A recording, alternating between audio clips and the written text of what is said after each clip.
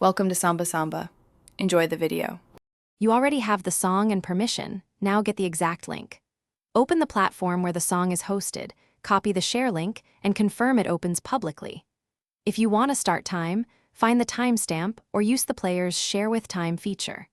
Once done, shorten or clean the link for readability if the platform adds tracking parameters, because a tidy link looks professional and reduces broken share risks.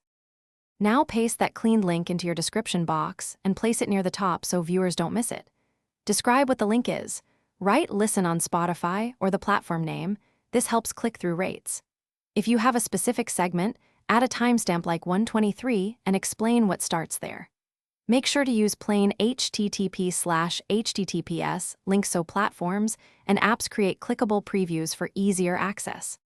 Finish by saving or publishing the post, then immediately test the link on desktop and a mobile device to confirm it opens correctly.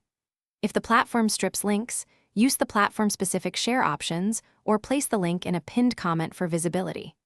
Make sure to include credit and licensing info so you avoid takedowns.